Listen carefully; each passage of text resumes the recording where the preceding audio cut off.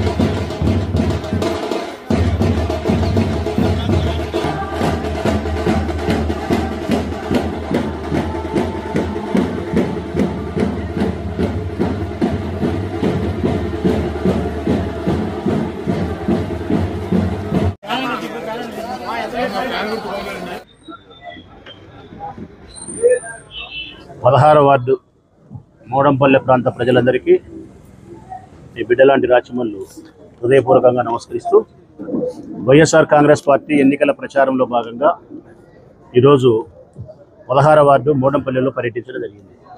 మోపూరి రేవతి స్థానిక కౌన్సిలర్ వారి నాయకత్వంలో, వారి భర్త శ్రీనివాసరెడ్డి గారి నాయకత్వంలో, మున్సిపల్ చైర్మన్ భీమునిపల్లి లక్ష్మీదేవి గారి నేతృత్వంలో వైఎస్ఆర్ కాంగ్రెస్ పార్టీ జెండా ఈ మోడంపల్లి ప్రాంతం అంతా కూడా దాదాపు 3500 మంది ఓటర్లను కలుసుకోవడం జరిగింది. అసలు మీరు తిరగాల్సిన అవసరమే లేదు నాయన. ఎవరు ఉన్నా ఎవరు లేకపోయినా, ఎవరొచ్చి ఓటు అడిగినా అడగకపోయినా మేము వేసే ఓటు జగనన్నకు. ఇంకా తెలివైన వాళ్ళు చెప్పే మాట ఏంటంటే, మేము జగనన్నకు కాదు ఓటు వేసేది, పేద ప్రజల ప్రభుత్వానికి ఓటు వేసుకుంటున్నాం, మా భవిష్యత్తుకు అనుకూలంగా మేము ఓటు వేసుకుంటున్నాం. ఈ ప్రభుత్వం పోతే మా పిల్లల విద్య నాశనం అయిపోతుంది. ఈ ప్రభుత్వం పోతే మా పేదరికానికి 4 రూపాయలు వచ్చేది కూడా ఉండదు. కాబట్టి ఈ ప్రభుత్వం ఉండాల్సిందే. పూర్తిగా జగన్మోహన్ రెడ్డి గారి కాలం గడిచినంత కాలం ఆయన ఈ రాష్ట్రానికి ముఖ్యమంత్రిగా ఉండాలని చెప్పి ప్రజలు ఏకపక్షమైనటువంటి తీర్పునిస్తూ ఉన్నారు. నేను మనస్ఫూర్తిగా ప్రజల్ని అడిగేది కూడా ఒకటే, ఈ ఎన్నికల్లో మీరు ఓటు వేసే ముందు ఏప్రిల్ 15వ తారీఖు లోపల ఎన్నికలు జరుగుతాయి. మీరు ఓటు వేయాల్సి వస్తుంది. ఈ ఊరి ఎమ్మెల్యేని మీరు ఎన్నుకోవాల్సిన పరిస్థితి వస్తుంది. వైఎస్ఆర్ కాంగ్రెస్ పార్టీ జెండాకు సంబంధించిన మనిషిన, తెలుగుదేశం పార్టీ జెండాకు సంబంధించిన మనిషిన ఎన్నుకోవాల్సిన ఆవశ్యకత మీ భుజస్కంధాలపైన ఉంది.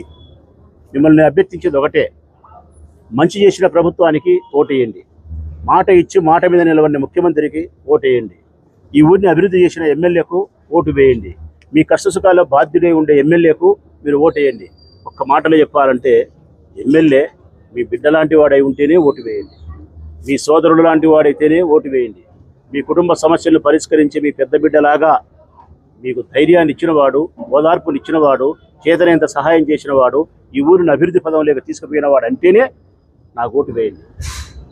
మా జెండా కానీ, నేను కానీ, నాకు సంబంధించినటువంటి కౌన్సిలర్లు కానీ, ప్రజాప్రతినిధులు కానీ మీ యొక్క అవసరాలకు, మీ యొక్క ప్రయోజనాలకు, మీ యొక్క అభివృద్ధికి మేము ఉపయోగపడకపోతే మమ్మల్ని తిరస్కరించండి అని చెప్పి వినయపూర్వకంగా విజ్ఞప్తి చేస్తూ ఉన్నాను.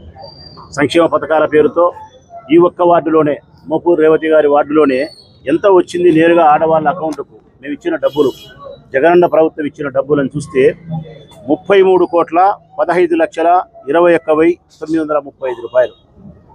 ఒక్క ఈ వార్డు 16 వార్డు మోడంపల్లె ప్రాంతంలో ఉండే ఇళ్లకు 1100 ఇళ్ల ప్రజలకు జగనన్న ప్రభుత్వం నేరుగా వారి అకౌంట్లకే వేసిన డబ్బు 33,15,21,935 రూపాయలు.